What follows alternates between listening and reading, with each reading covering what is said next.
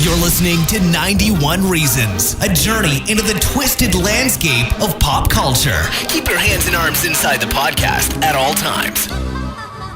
And now, the voice, Jeff Tucker.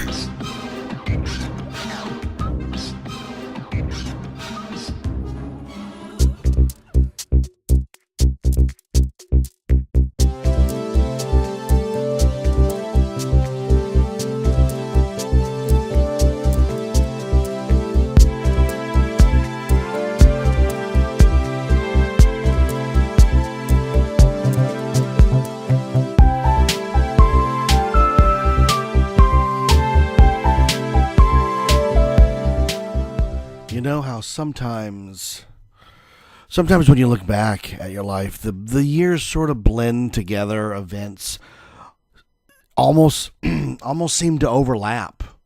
That's such a weird thing because you'd think you'd have clear memories of... Here's the thing. We have clear memories of things that we like. And the way our brains work is if that traumatic events are erased. Things that bring us pain are pushed to the side so that we can actually function. In the early 90s, I had a huge car wreck. A car rear-ended me, knocked me off the freeway into the ditch.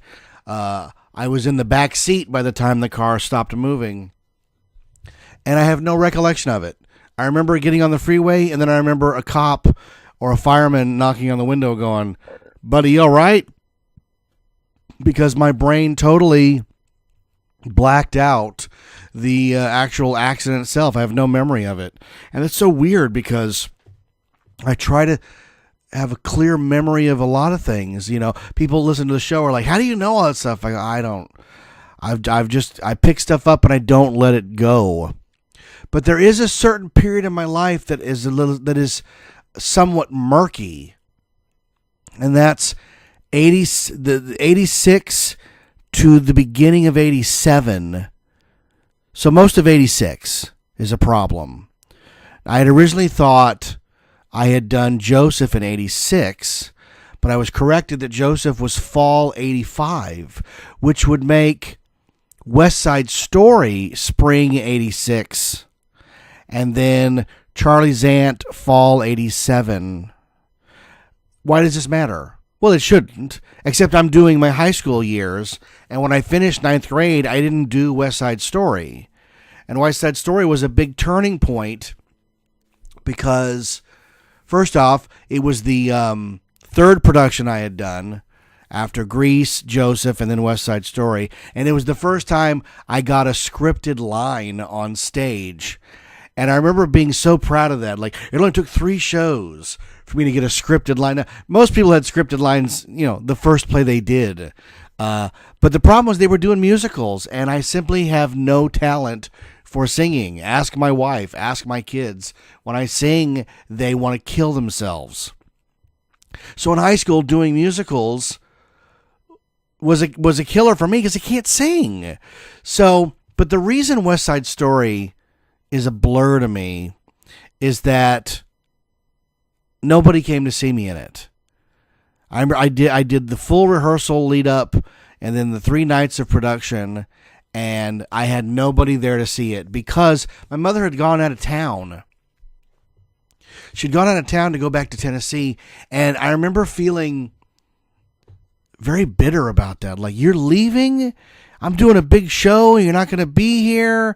And I got the standard, "You'll understand someday." Well, I do now, but in the moment you don't. In the moment you feel betrayed, no one's going to be here to see me. No one. I mean, everybody, on opening night, girls are walking by with flowers and the guys have gifts. And I'm like, well, are we going for pizza, or I guess I'm going to walk home after this. I mean, it was really anticlimactic. First off, West Side Story is a great show, but it's very depressing. I mean, it is Romeo and Juliet with a gun at the end. It's a brutal play to do because it's so dark and depressing. There's very little happiness in the show. We did Officer Krupke, and that's about the only bright spot of the show. I mean, the dance is very dramatic. It's about two rival gangs. The love scenes are great, but I wasn't in the love scenes, so I didn't experience any of that, right? My good friend Robert Schulte played Tony, and I just remember coasting through this, feeling like I had already felt completely alone at high school. I had friends, but I just felt lonely, and West Side Story was very isolating, like, because the set seemed to tower over you.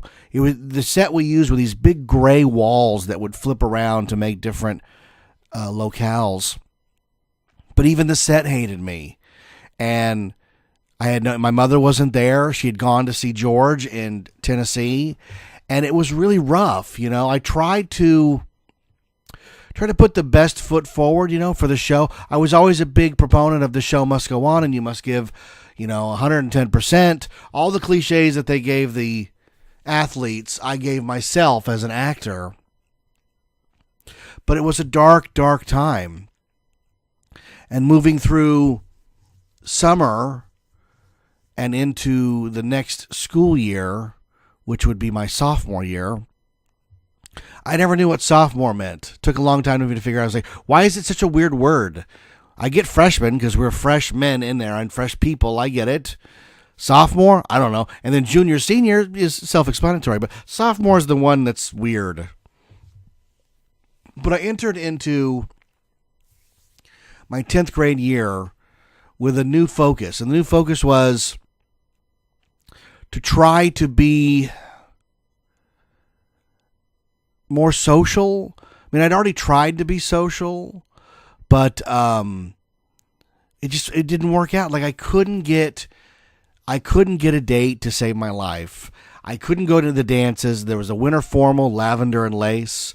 The prom, like, I was too young to go to prom. The prom was for juniors, seniors only. So I got all that. But I remember going into Maggie's office and saying, look, it's sophomore year. Time is running out for me. We have to stop doing these ridiculous musicals and do a play. Let's do a play. And she agreed. Now, she agreed not because I whined about it, but she agreed because the drama club was out of money, and musicals are extraordinarily expensive to put on. Even if you're charging at the door, which we were, you don't get that money till the end. And I'm not sure who was running the finances then, but we were out of money. So a play seemed the most logical choice because you don't need instruments, you don't need a band, you don't need playback, you just need actors and a set. And we had all that. Now, during West Side Story, I had become friends with a guy named Steve. And Steve played Bernardo. And I should, before we move on into sophomore year, just a real quick moment here. West Side Story was a nightmare. The only good that came out of it was my friendship with Steve. Everything else was a nightmare because I didn't even have that role. I played Baby John of the Jets. I didn't even have that role because they gave it to a much more talented guy named Stevie Real. Now, Stevie's a professional singer on tour with Olivia Newton-John now, so this guy knew how to sing. For whatever reason, he dropped out. I'm not sure why, and I got the role. Now, they told me to just sing it in a falsetto as a goof. Don't try to really sing it because, Jeff, you can't. And I knew that. But I got my friend Steve. Now, Steve had a car, a little brown Capri, and I kept bumming rides off of him home so I didn't have to walk. And Steve and I just became good friends. Now, Steve was a junior. 87 was when he graduated. So 86 to 87. Okay, yeah, I'm doing it right. See, it crosses over, man. The fact that the school years cross the years and each school year spans 2 years, you have to account for that. And it's screwing me up because of that, because of the fall of 87. No, the fall of 86. See, I'm screwed up again. We're still talking about 86, even though we're crossing over. I'm sorry I'm confusing you. I'll get to it in a second. So, at the the climax of Act 2, the Jets and Sharks and West Side Story have a rumble. And there's a knife fight where I think Bernardo gets killed. Somebody gets killed. No, it's not Tony. It's Maria's brother. He gets killed. And during the show, they were using real knives. These big knives they'd gotten from the swap meet. They weren't using plastic knives. They weren't using rubber floppy knives. They were using real knives. And, of course, now they didn't stab each other, but they were using their hands to show like where the knife would go and how they would do it. And the knife sliced this guy, Marty, right across the palm. And he left. He was in an ambulance. They took him to the hospital where he got stitches. So in Act 2, there's a nightmare sequence where the Rumble is reenacted. This guy, Danny Chong, came out and was replacing him. So the character turned Asian in between acts because the other guy's at the hospital. And I remember we all got together and was like, Maggie's getting fired. This is it. But we just won't mention it. And nobody brought it up. Nobody talked about it. And it just went away. Like, imagine that today. If a kid got stabbed in a play today, it would be on the news for an hour. We're live at Norwalk High where there's been a stabbing. The stabbing was between two rival gang members, during West Side Story. Oh, it's a play. I mean, it just, it would be crazy now. But back then, we just decided not to talk about it. And business went on as usual. I mean, imagine that, right? I remember during Grease, Kaneki sang the actual lyrics to Grease Lightning, which includes really vulgar language. And I remember Maggie going backstage and yelling at this guy going, "You're going to get me fired." Now, 2 years later, nobody cares when a guy gets stabbed on stage and is at the hospital getting stitches. Why were they using real knives anyways? What kind of craziness is this? Oh, my God. So, that was West Side Story. And what happened in late 86 is we were doing Charlie's Aunt, which is a really funny, silly play about English manners. And my dad died. My dad was murdered. I never knew my dad. My mother and father were never married, but they were very close. And me being born really helped them get over the idea that they weren't going to be together because they had still created something together, yada, yada, yada. But my mother came to me early one morning, and she was crying. And your mom crying, all your beacons and your alarms go off. George is dead. They shot him, and she's crying, and we've got to go. She's got to go back and deal with the family, and it's a whole. I've done a whole episode about it. Maybe I'll re-upload it for Father's Day. But that, again, I was never close to my father. Was not one of those things, but still, his murder just sort of shook everything in my life, even when I didn't want it to or expect it to. There's simply no way you can ignore that kind of life event. We ended up in court. We went to trial with a judge over his estate. I mean, it was a whole thing. And I mean, this is what effed me up that whole year. It retroactively just put a haze over the whole year. Because I can remember everything after that quite clearly. But in the midst of it and the months leading up to it, it just was dark because, my mother was so grateful that she had gone back during West Side Story to visit George because she didn't know that was the last time she was ever going to see him alive. And I always go back to, you never know what your parents are up to. It's a real slap in the face to every kid who finally realizes that their parents are real people and that they had a whole life before you even got there, with wants and needs and loves and hates and frustrations and celebrations and winnings and losings and the whole bit. But oh no, I thought it was all about me. No, it isn't all about you, kid. And I'm speaking to myself. Your parents are complicated people, but we're too selfish as children to have any concept of it. The idea that they would want something, opposite of what we want is unthinkable. And yet, they do. And that's why fathers sometimes run out. And why sometimes your mother misses your play. And she never regrets it because it was the last time she saw the love of her life alive. So, you'll forgive me if I bleed 9th grade and 10th grade together. We did Charlie's Aunt. And the big thing that came out of Charlie's Aunt was I basically took over the drama club. The Thespian Society 3600. I think that's what it was called. Felipe will correct me. It was either 1600 or 3600. But, when we got in there, and Felipe was right with me. I mean, he was the guy. We got in there and we looked at the books. Now, how you became a thespian, which was an official member of the drama club, was you were supposed to do like hundreds of hours of drama work on a play. Either in the play, working on the play, backstage at the play, even taking tickets. Because not everybody's an actor, but they want to be in the club. And there was these huge roster rolls where you were supposed to have everybody's name and keep track of all of their hours they had put in. And when they finally reach, the magic number, I'm going to pick a number, 500 hours, they got a little drama pin. And there was a ceremony. And for the first couple of years of high school, this was a big friggin' deal. When somebody earned their thespian pin, time stopped. Peter just earned his thespian pin. Oh my God, really? Oh yeah, they're having a ceremony today. Oh my God.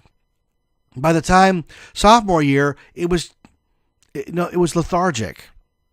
So Felipe and I re-energized it, and we got everybody involved, and we cooked the books and made a lot of people members and gave out pins and tried to jumpstart it, and it really worked. It worked for through my high school years. Because we really got people back interested in contributing to the drama club and joining the Thespian Society and paying like $3 dues, all that stuff that's involved in being in a club. And it was the only club I ever joined. So I needed it to be structured and viable. So Felipe and I worked on that quite a bit. That was a big project. And at the same time, we did Charlie's Aunt. And I was... for the first time, I had a lead role. I was the straight man to Steve's funny man, Fancourt Babberley, and Felipe was in it. And no joke here, folks. This was the play that has a kissing scene in it, where my character basically proposes marriage to this girl, and then he seals it with a kiss. And I'll tell you, I had never kissed a girl at that point. So this sent me off the rails. I wasn't sure what I was going to do. Oh my God. So they cast this girl. Her name was Shannon. And Shannon was not a cheerleader, but I think she was on the drill team. I may get that wrong. I don't know for certain. I don't know everybody's auxiliary history, right? I just know she was a big to-do, So we were rehearsing this scene, the play, and then leading up to that scene. And I just remember, should I buy Banaka? Should I go to the store and buy Banaka? Remember Banaka, where you spray it in your mouth? Should I get Banaka? I mean, does that, because if I excuse myself and I spray Banaka, what signal am I sending to Shannon? I don't know. Or do I just wing it because I don't know what I had for lunch? I could have had turkey. I don't. Oh my God! I mean, this is what's going through my head, trying to do this scene with Shannon. So we did the scene. I gave her a peck on the lips. The director made me do it again. We did it a couple more times, and the next week, Shannon dropped out of the play, and I was like, should I take that personally? Did she drop out because she had to kiss me? Because I tried to be a better person. No, a more fashionable person in 10th grade. 10th grade is when my sister started high school. I was 2 years above her. So my sister decided to fix my image by showing me what hair gel was and mousse. And I got remember this? I got a Genera sweatshirt. This $50 Genera sweatshirt. Her dad, my stepdad, would take us out for Christmas and let us buy whatever we want with like $50. And I used to always get junk, and my sister insisted that I spend every penny of it on a Genera sweatshirt. Now, this was my go-to cool guy thing. Steve and a bunch of us even once went to Olin Mills and had our portrait taken, and I'm wearing the Genera sweatshirt. If I can find that, I'll try to dig it up. I don't know where that is. But I was so like, you know when Marge in that episode of The Simpsons gets that expensive dress, and then she spends the rest of the episode modifying the dress to be more expensive dresses? I didn't modify the Genera sweatshirt, but I was like, this is my go-to. And it had to be dry cleaned. So I would wear it until it was completely scuffed, and then I would have it dry cleaned. So, like, it's the most ridiculous thing ever, Genera sweatshirt. But, you know, I had tried to be more fashionable so that, you know, maybe a girl would be interested. It wasn't going to happen. And when Shannon dropped out of the play, I was like, you couldn't be more depressed. I mean, you couldn't spiral down any further than, Jeff, we've had to replace Shannon. She doesn't want to do the play anymore. Oh, God. Maybe she had homework. Maybe it was drill team. I don't know. Maybe it was me. So we got another girl in. Her name was Susie. She was Steve's, I think it was his cousin. And Steve was my second in the play. Steve was great. So talented. Him and Felipe and me and Steve Schwartfager, who did my butler. And then Martha, Alicia, Susie. That's the whole. I think I got them all. Like Susie, I didn't know Susie. So kissing her, I just was like, we have to do this, and she was like, you'll be fine. And she was so like patient with me to get through that. And we even had to do a sample scene for the classes. So they would bring in classes like 3 or 4 at a time, and we would present a scene from the show to get interested in seeing the show.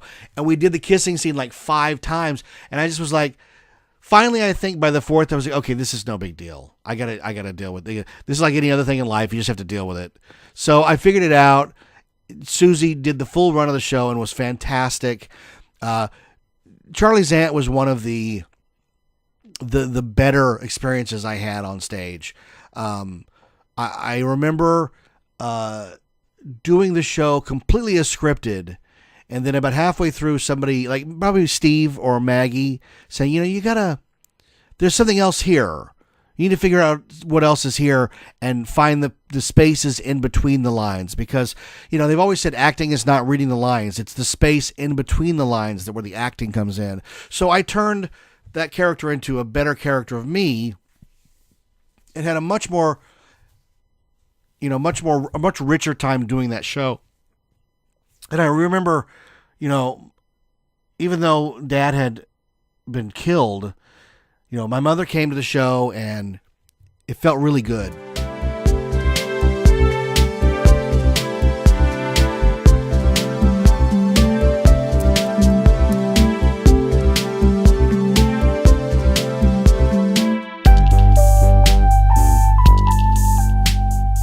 So Charlie Sant ended, and we decided to have a big cast party. Like, this was going to be the biggest one ever. So Maggie got a hold of a cabin up in Big Bear, and the cast party was an overnight trip in the snow at the cabin. This is totally bizarre. Like, I can't imagine this ever happening today, but it certainly happened back then. And there must have been 20, 25 of us in this crazy cabin, playing games and having fun. Like, it was so much fun that the next morning we've discovered we were snowed in. All the roads were closed if you didn't have chains, and we didn't have chains. So we decided we were just going to stay another night. And that was no big deal, except a family walked in who had rented the cabin that night and said, look, you guys can't stay here. We've rented it. So we had to go. Maggie made a million phone calls. Now remember, this is before cell phones. This is 1986. This is no cell phones. No anything except a landline phone and a phone book.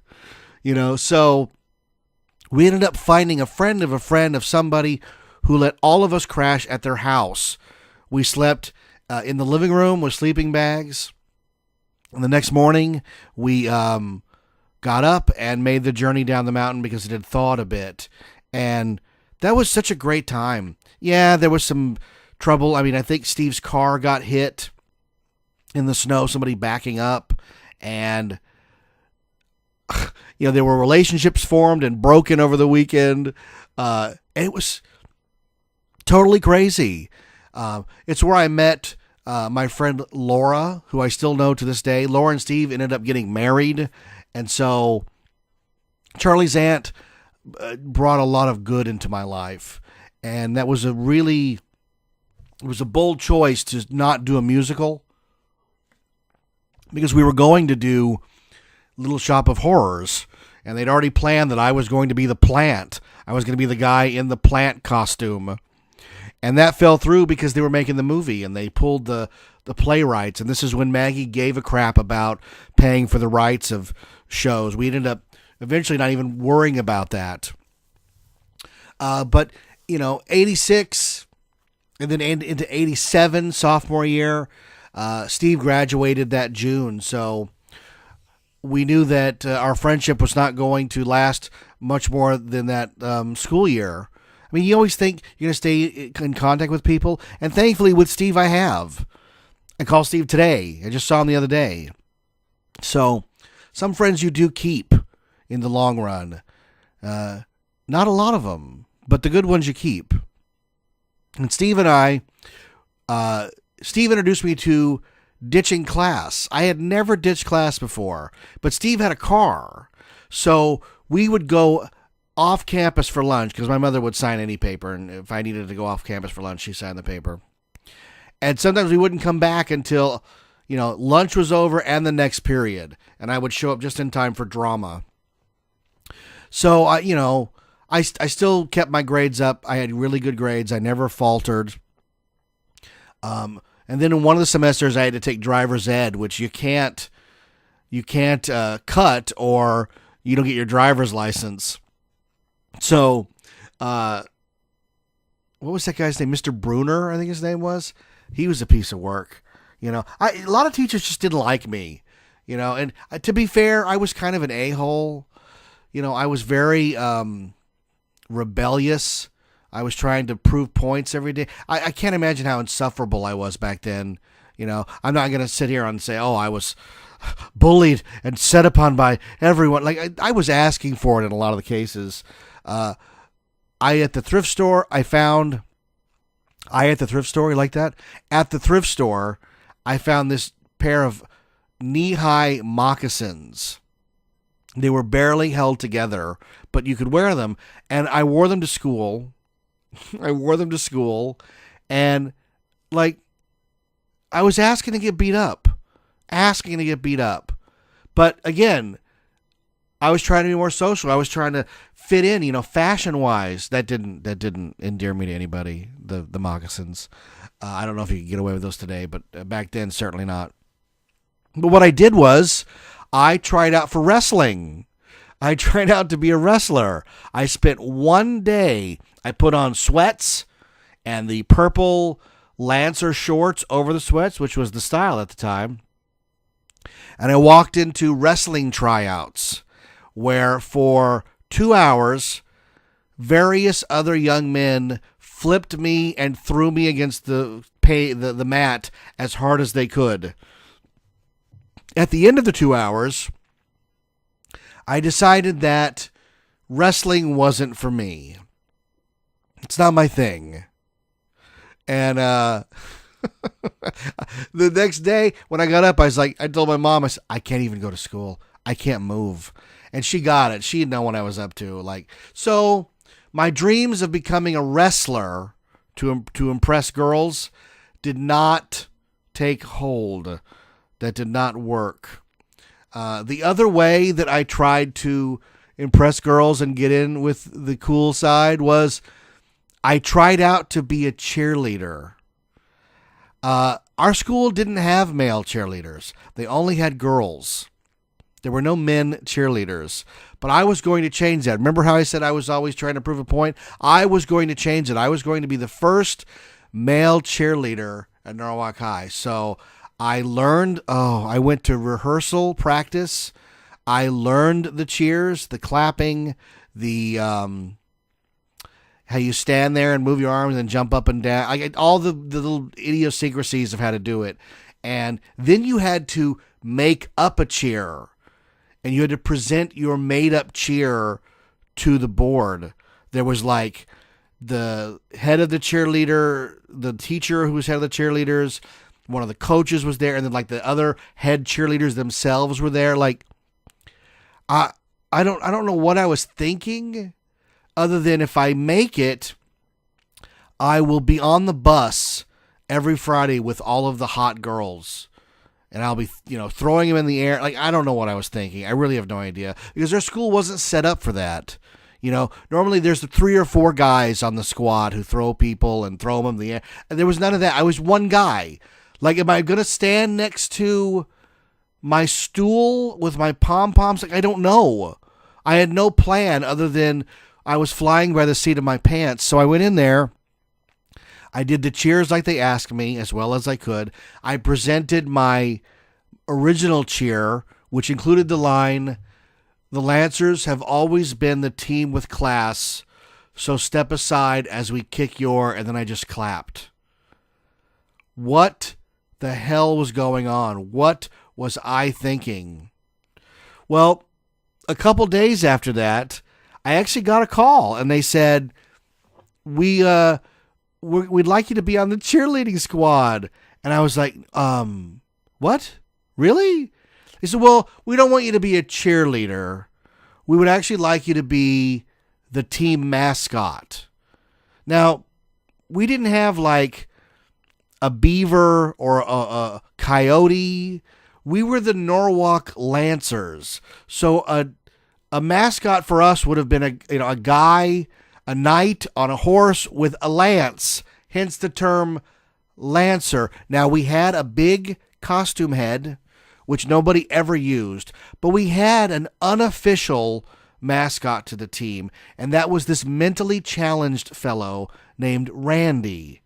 Now, Randy, I think he had once gone to Norwalk years before, and then Randy was probably in his 40s, and Randy just wandered the halls and talked to teachers and hung out. And at the football games, he was I'm doing finger quotes, the unofficial Lancer mascot. And on the phone, I said, well, what about Randy? They said, oh, well, we'll just tell him he can't do it anymore. I said, people hate me enough. So not only you want to fire Randy, who's mentally challenged, and put me in his place, well, you just have a lot of energy. We think he'd be great. I can't do that. Even at that age, I realized I can't do this. I can't take away Randy's only thing. So I politely said no, and I moved on to other phases of my life. A couple days later, I was in English class, and I'll get to him in a minute. That's other than drama, my favorite subject was English, and I didn't know that at the time. But in that class, a guy in front of me turned around, and he was a complete, he was like Scott Farkus's little henchman in Christmas Story, just one of those little toady guys who he has no strength of his own, but he relies on all the strength of all the other kids who are bullying, and he just says, yeah. So he looked at me, and he goes, hey, what did your dad think about you trying out to be a cheerleader? And I just looked at him, I said, My dad was just shot in the face, so I don't think he cares about anything about being dead. What's the next thing? And he looked at me and he just turned around. And that might have been the beginning of sarcastic me, like, I'm just not going to take it anymore. I'm not going to fight people, but I'll eviscerate you verbally. And I'll go to places that you don't think anyone should go. So I shut that guy down. What am I, Dad? He doesn't think anything. He's dead, but thank you. But that class was Mr. David. Mr. David was a great teacher. Mr. David looked like Al Lewis, who played Grandpa Munster without makeup.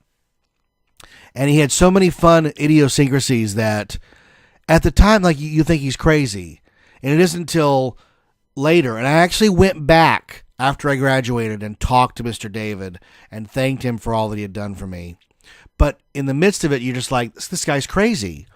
But he taught me more about writing and creative writing and structure than any other teacher. He was the guy. He's the guy that let me do a book report on the novelization of Raiders of the Lost Ark. I stood up there and just recounted the movie, gave me a C. I was happy to do it. That was during a play when I had no time to do a book report. He taught me how to circumvent rules. He was talking about, he was assigned a paper once to write about baseball. It was supposed to be like 10 pages long. So all he did was write, "No game today, rain." Teacher gave him an A and said never do it again. But he taught us to think outside the box when it came to writing, and I owe more of my writing skills to him than any other teacher. But he also had just craziness in his classroom. He didn't like that he had to have a clock on the wall because he didn't like kids staring at it and watching the clock. So he put around the clock this geometric shaped poster that was hard to look at to try to keep you from looking at the clock. His bathroom pass, because he knew if you went to the bathroom, you had to take a pass with you. His bathroom pass was a baby doll. So that if you're a boy, you had to carry a baby doll through the room, through the hallways. He also, during class, imagine this today. You'd never get away with it today, but it was 1986, into 87. He would ask somebody, he would find somebody who was talking a lot, like me or somebody next to me. I go, okay, let me ask you a question. He would ask a question, and the kid would just stare at him without an answer. And he would go, there it is, instant retardation. You're like, what did he just say? Instant what?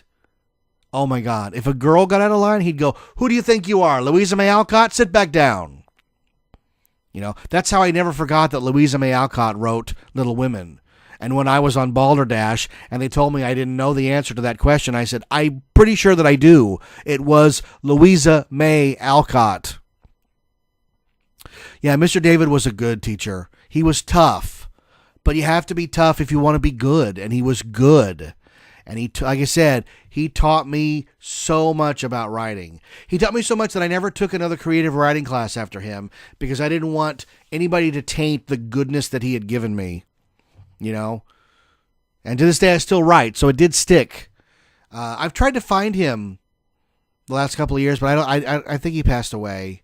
He was a real good guy.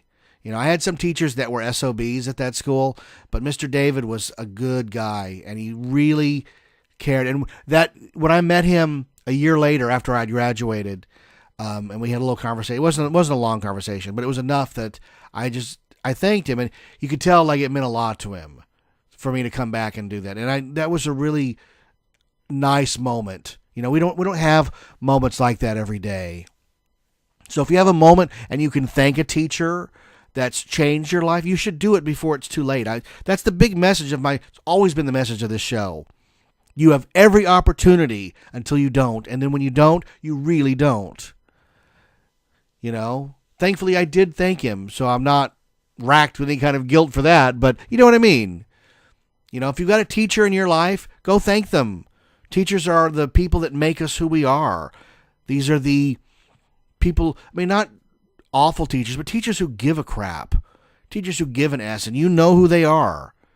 Teachers who stay late. teachers who go the extra mile, teachers who look at you and say, I'm not going to leave till you get it. And there aren't a lot of those around.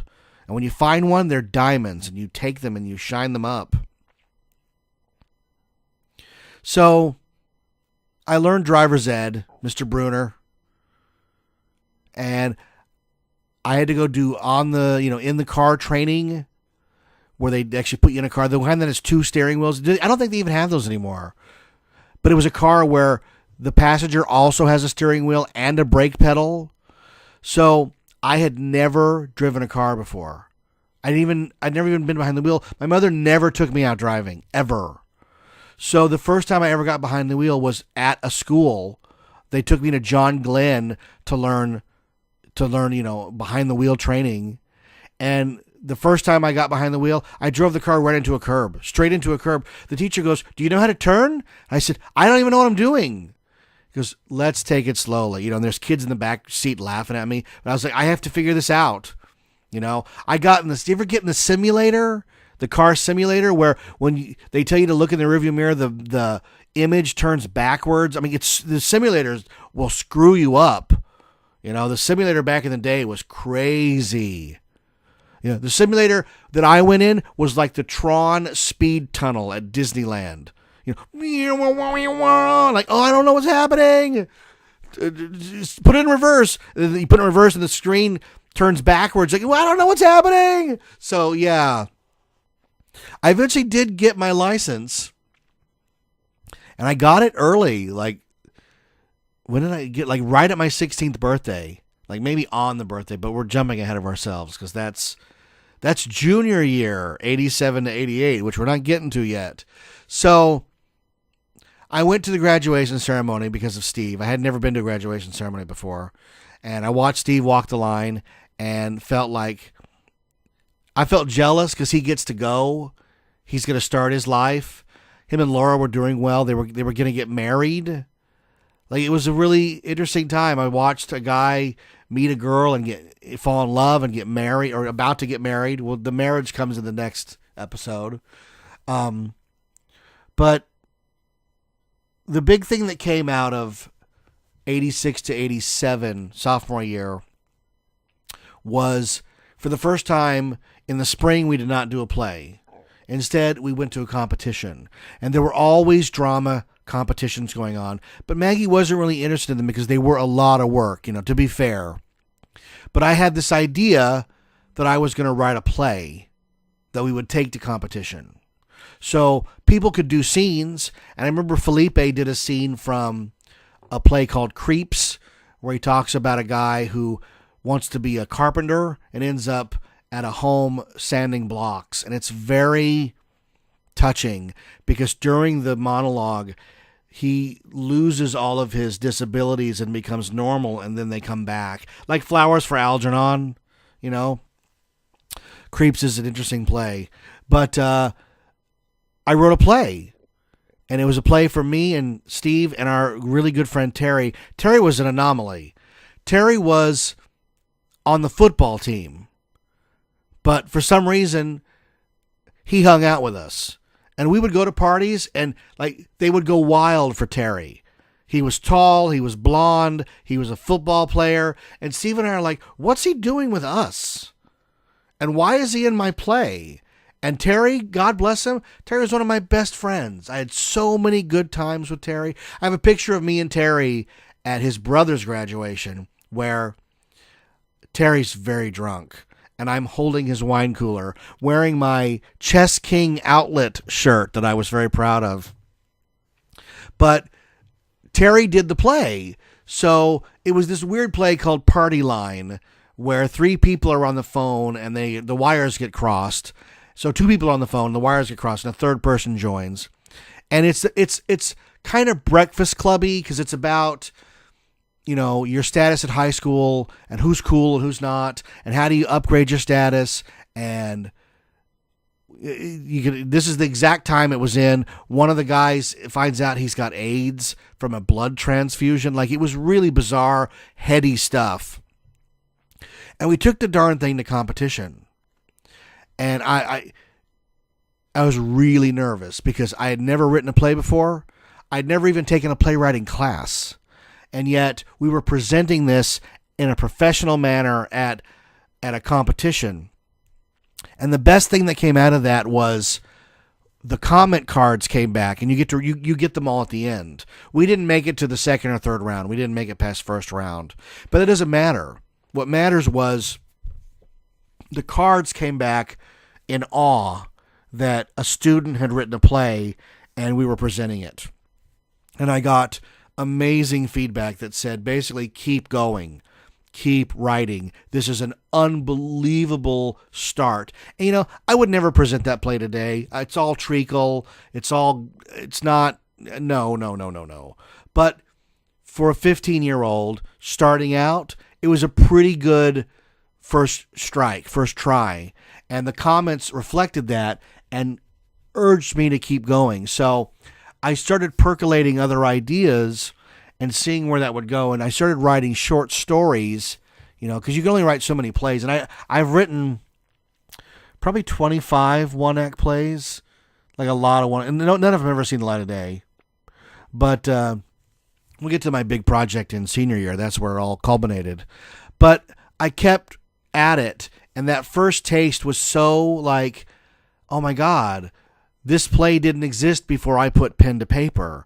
And now we're in front of judges and we're getting good feedback. And it felt great. And then when we watched the plays that had made it to the final round, we were all kind of like, oh, because you don't know until you go to a competition, you don't know what the judges are looking for. And what they were looking for were these deep, dark, like the big play was Tracers, which is about Vietnam vets and the horrors of war. That one just depressed the hell out of us. The other big one was Actor's Nightmare. That's where an actor finds himself in a play that he doesn't know the lines to. And everybody had done Actor's Nightmare. We attempted Actor's Nightmare a little in the next year. I'll get to that. But this one had a hook. And we realized it's all about the hook. Oh, I get it. It's about the hook, because they started a play and then a guy came in with a pizza dressed as a pizza delivery man. And we all bought it. We all thought some idiots ordered a pizza, and then it was part of the show. Like, oh, you have to shock and awe and surprise these people. I get it. Now, my little play about 3 people on a phone with very little action, all, 35 pages of dialogue. It's not going to do that. Because Tracers, they were clapping and, and talking about the war. And I'll never forget being like in second or third row. And as the lights dimmed and the actors took their places, one of the students from that school presenting Tracers whispered to the actor, "Kick ass." And the actor, in front of everybody, goes, "Always." And that became a catchphrase with Steve and I for years. Kick ass, always. But competition was enlightening. It was a really enlightening thing. Like, oh, I get it. This is what they want. And eventually I would go back. I wouldn't go back to competition until I was in college. But, we'll talk about that at some other time. We're talking about 10th grade, man. No dances, no girlfriend. But growing as a person and growing as a writer, and fixing the drama club and the thespian society. And maybe most importantly, strengthening friendships with Felipe and David and Steve and Laura and Terry, and all the people that mattered, and other guys that came and went, Robert Neary, Robert Schulte. I became really good. I know Robert Schulte to this day. We had lunch a couple years back, and he just had a baby. So congrats, Robert. Drama was where I found myself, and it continued to help me find myself, and more importantly, help me find out that as much as I loved acting, I might love writing even more. And that's where the journey took me at the end of sophomore year, 1987, Norwalk High School. I'm Jeff Tucker, and this is 91 Reasons. Thanks for listening to 91 Reasons. Please subscribe and leave a review on iTunes. Find us on Facebook. Is anyone even still listening? Good night, future boy!